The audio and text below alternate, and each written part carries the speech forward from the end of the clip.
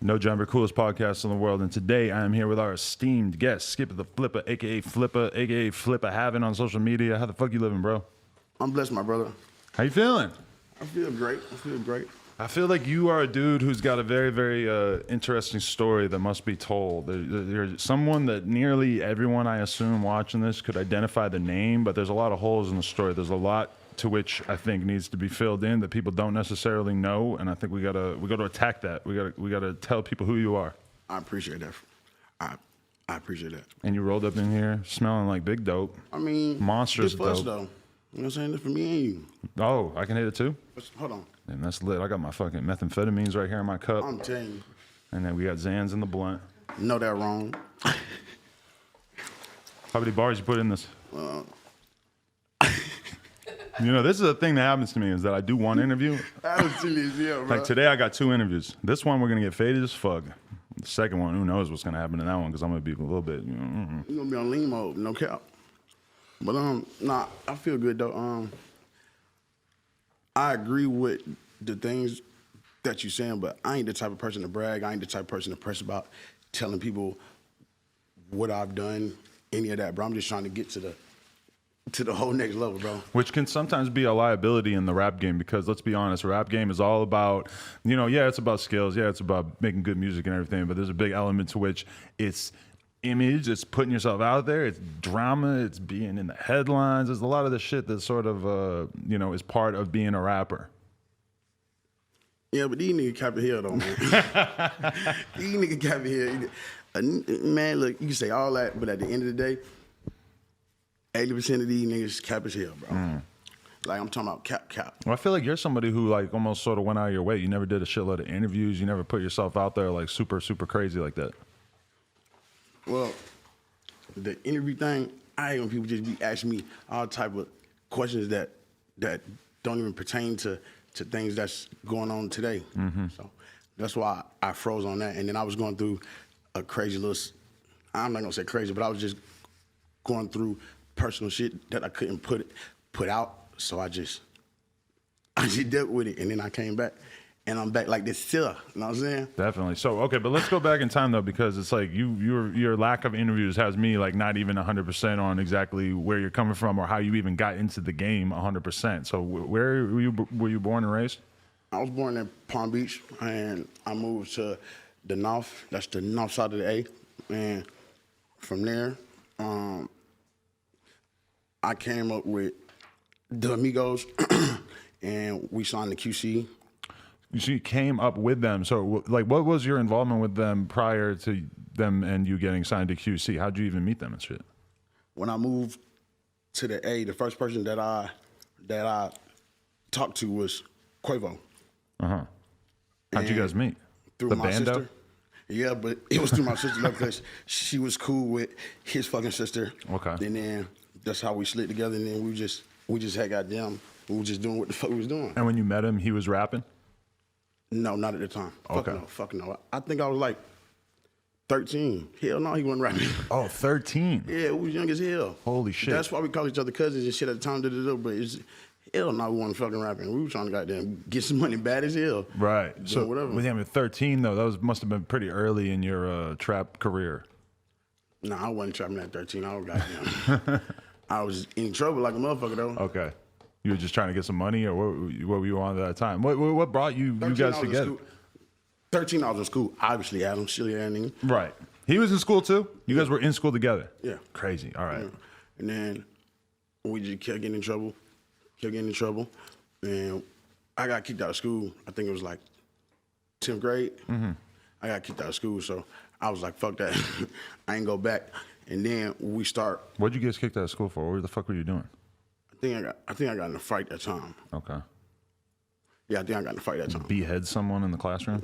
Shit. If I could, I would. But other than that, I just had to. But so you get kicked out of school? Yeah, I got kicked out of school, and then from there. It is a little hot, isn't it? He's hot. He's hot. Shut out, Rizzo. But from there, over here.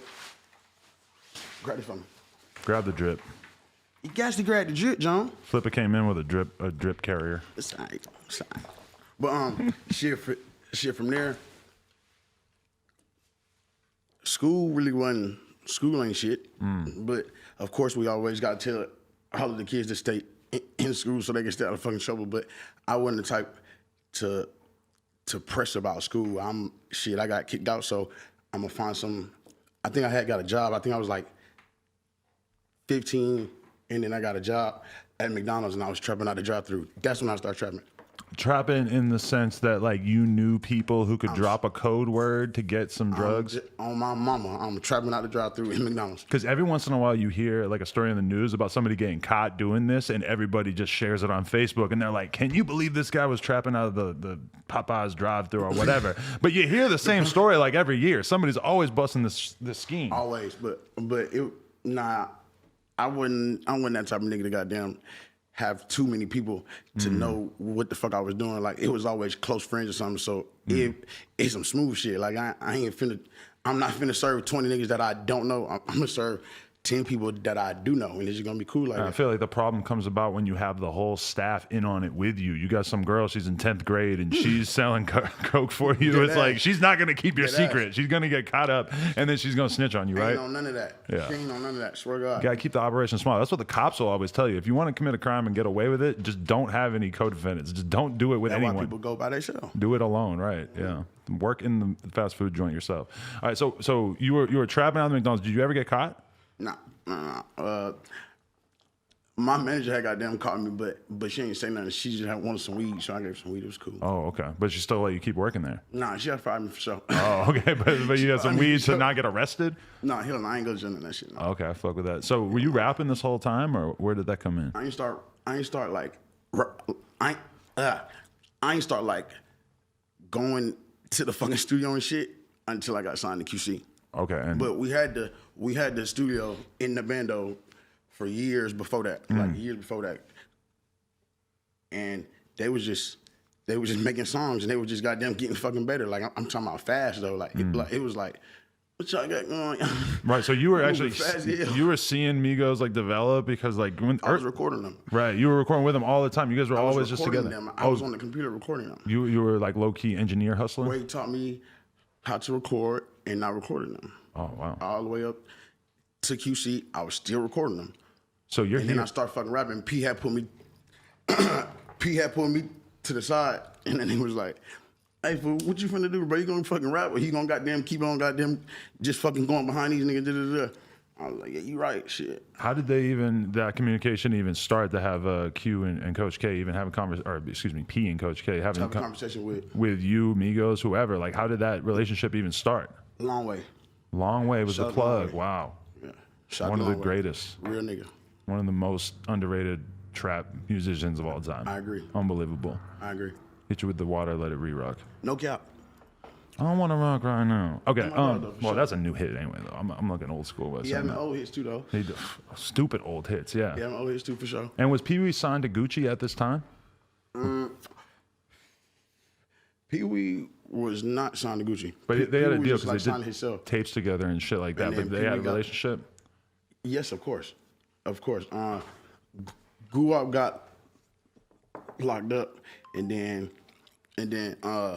Pee Wee was just going crazy by his damn self. Right. And shit. On the low, we was trying to get Pee Wee to come to sign. She was like, come on over here. Right. But he just had so much going on. He was just. Were you and Migos like bubbling on a smaller level? Were you guys even being out there doing shows and shit like that? Or how was the music like really coming together before QC went in and scooped everybody up? Shit, I was on the road with them probably up until like 2000, the beginning of 2016. Right. And I started getting paid for my own shows. Okay. And I started going to go do my own tours and all that shit. So you signed to QC though without a second thought. Were you excited about it? You just thought like, this is the move. I'm with my boys. I was already goddamn QC. I was really, I was already QC for real. And then it was just when I had the chain and the paperwork was all done, it was just all the way official. I mean, that was a fucking moment right there. Like QC came together, Migos exploded, and you're blowing up Yachty, everything, and it felt like everything was going really smoothly during that time period. Everything was moving. Yeah. When did you start to get frustrated? Frustrated? I ain't gonna say frustrated. I could say I was getting kind of like, I had questions like, why I ain't doing this or why I ain't doing that, but it's a time for shit. And at that time, I ain't fucking know that shit. I was I'm goddamn 22, 23, just like, come on, nigga, I'm trying to goddamn go. Yeah. And shit, Pete trying to goddamn tell me, like, bro, it's the time, and I'm just trying to go. Right. It was a crazy time period too, because you had OG Mako, and also when I was going back and listening to you guys' shit, it's easy to forget how aggressive y'all were rapping at that time. I be hearing that shit, I be like, God damn, that used to be. You guys are mad as hell. I swear to God, It tripped me out listening to some old shit, and I'd hear Pablo Juan rapping, like yelling. I'm like, man, he do not rap like that anymore. Nah, I don't think nobody rap how they did in like 2015. If you still rap exactly how you used to rap, then you're probably boring as hell and nobody likes you anymore. Probably ain't doing nothing. Yeah, you gotta always be changing. It's crazy. But yeah, actually, you know, and that was like kind of an interesting time period where, like, if you really look at it, there were a lot of people coming out of Atlanta that were doing a lot of new and different things rap wise. Yeah. People forget how different Migos sounded at that time. Like Lil Baby say, everybody steal a swag from Atlanta and run off. That is no cap. That is no cap. That's a fact, huh? Yes. Okay, so yeah, what was that lifestyle like during that whole time period and shit? Just on tour constantly? I was probably, that had like put me to where I am today. Because if I didn't go through that, I wouldn't be who I am today. I'm talking about in every aspect though, on the fucking road, paperwork part, all that shit. I'm talking about just period. I wouldn't be who I am today. So I take that every day and I keep on pushing, bro. When do you feel like the divide started to open up between you and QC, where all of a sudden you felt like you weren't getting what you wanted from them in terms of that relationship? I don't really remember. I just call myself trying to always move, bro. I hate just to be in the same, like I had felt stuck. So I had to like try to like figure something out. Like, why is this going on? Why is this not doing this? And why don't I have shit on Spotify? Why don't I have this on? It's just a whole bunch of shit. So I had to ask questions. And when I asked questions, shit ain't go how it was supposed to go. So I had to do what I had to do for me, bro.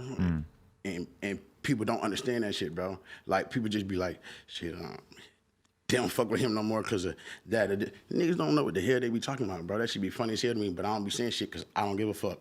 Don't nobody pay my bills, bro, but me, bro. So at the end of the day, suck my dick. Right. Don't care. Right. Straight up. But so when you look back at it, do you feel like you were just sort of not understanding how the music business worked, or do you feel like you were in the right?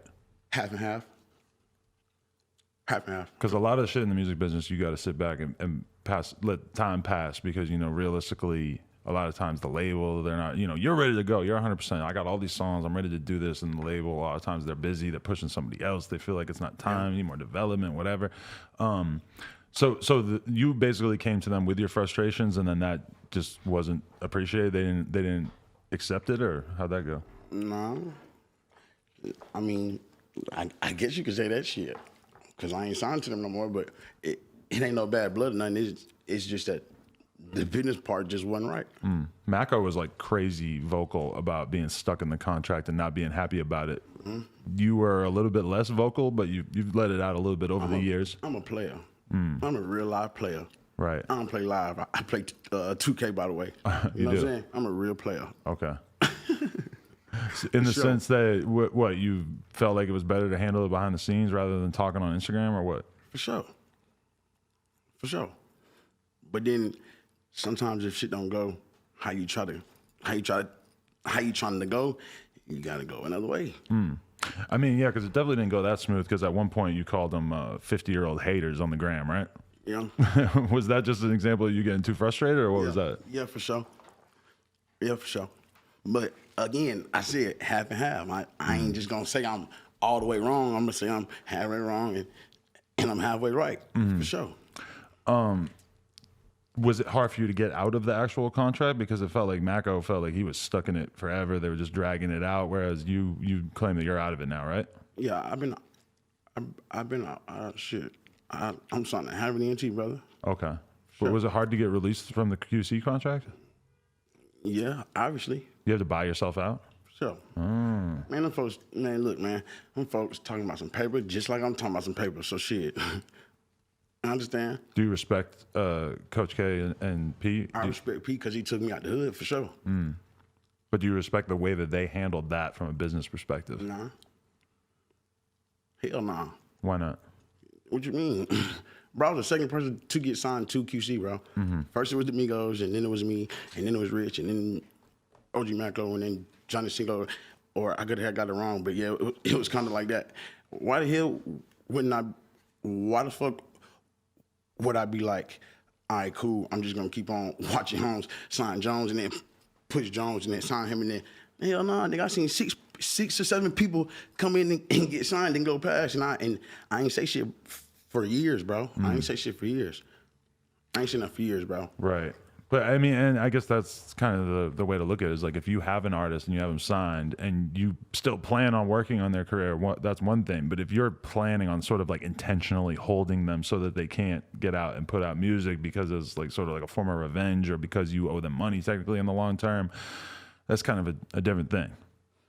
Yeah, but it wasn't nothing like that though. It was just on some I feel like shit just could have been a lot fucking different, bro, if shit was done the right way.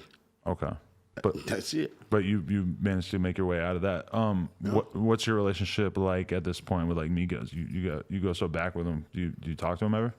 Take off my dog for sure. Should I be? I talk to Sid every once in a while, but Quay, I might see Quay in, but it's because I'm so busy. I'm trying to do what I'm trying to do. Right. And they so busy, so it's not like we just like, fuck y'all niggas, hey nigga, fuck you too. It ain't nothing like that. Right. Everybody got their own lives, but at the same time, do you ever feel like there was an element where they basically like didn't want to fuck with you because QC is supposed to look like a family, and if you're fucking with somebody, like it's just not. If they're fucking with you, then it's gonna look kind of weird because people knew that you weren't super tight with the label anymore.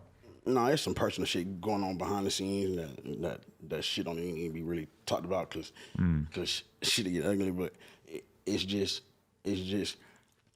I feel like I believe in if I came in the door with whoever I came in the door with, that's who I'm gonna go out the door with. Right. Unless some nigga is doing some real fuck nigga shit, and I ain't never did no fuck nigga shit in my life because I'm far from a fuck nigga. And nigga, you can ask about me like I ain't know none of that.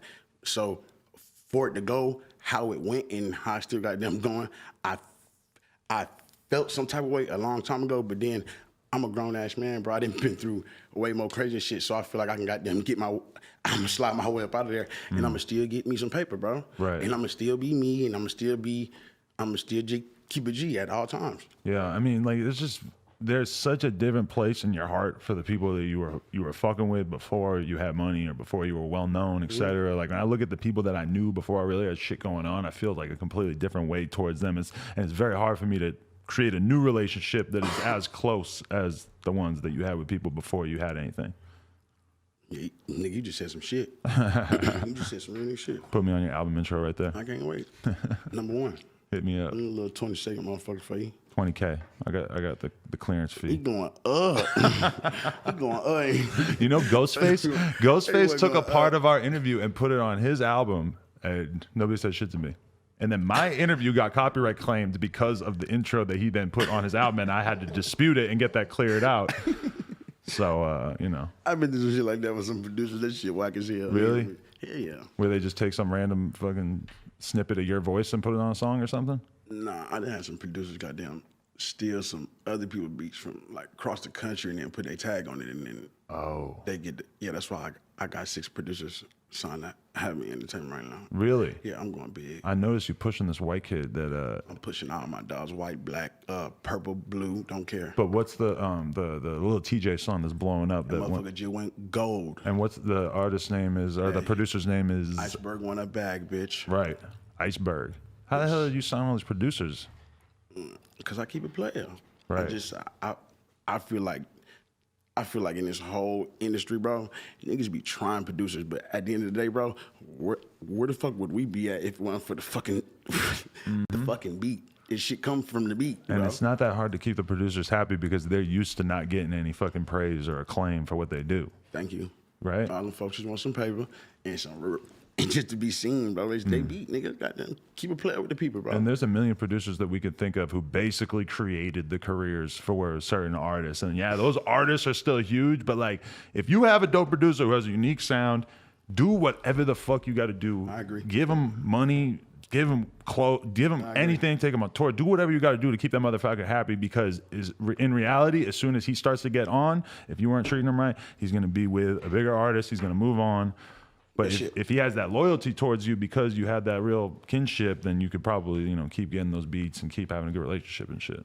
You always gotta keep a good fucking relationship, bro. That shit'll take you far. That shit'll take you a lot further than some other shit for sure. And you know that, and that's probably what, in a sense, kept you from being the guy who was wilding the fuck out on social media all the time about the label situation, right? Because you don't want to be known as a disloyal dude or a guy who is messy publicly like that, right? Yeah, but shit, you know where I come from. I had to do what I had to do, and I grew up now, and I look back and I tell my dog all the time, I be like, bro, I can't believe I used to be that motherfucking crazy. I used to be slick like that on the low. Really? Yeah. You were wilding out during that era where you were in your QC area of your life. Were you all fucked up back then? Fucked up as in how? Like off drugs, for one. Let's start there. Hold on, who you think I am? I don't know. I ain't none of these niggas, the SoundCloud rap shit, all of the You never popped a perk? half dead. I ain't never said that. I just ain't finna go around talking about I pop perks. You know what I'm saying? Oh, okay. Bro, when I was coming up, bro, it wasn't no social media, it wasn't no Instagram. Nigga, you had to be a real nigga to be a rapper, bro. Like you had to be a real nigga. All of that telling shit, that shit out the door. I swear to God. Right. All the other cap ass shit that's going on, that shit out the door, bro. That shit was not going on when I was coming up, bro. Right. Maybe that's kind of why I was way more piped up then than now. Because niggas is fucking with all of the fake telling shit, you're killing your partners, all that. I ain't going for none of that. I ain't with that, bro. That's crazy. Yeah. Actually, I mean, when we think about Atlanta during that era, I mean, yeah, you guys were like sort of the new wave of Atlanta dudes, but in a lot of ways you still had more like clear street morals of respect and shit like that versus a lot of the stuff that kind of gets through. Now it's no problem. You can be 15, you can blow up, you don't know nobody, you don't got no connections, whatever. It's just all of a sudden you're a star. You can be 15, you can be 45. Yeah. You can be whatever, goddamn. Ain't no age bracket now. You just gotta throw something up on Instagram, goddamn. Shit might pop, your shit might hit a million views. They have them paid for, but you gonna get it done. That is weird, right? Do you feel like a lot of the views out there are paid for? Man, who do you think you finna trick me? Man, listen. J. Cole said that all those plays are coming from machines or whatever. We need those machines. I don't pull the even camera out. I don't even want the machine. I don't want the machine. You need green.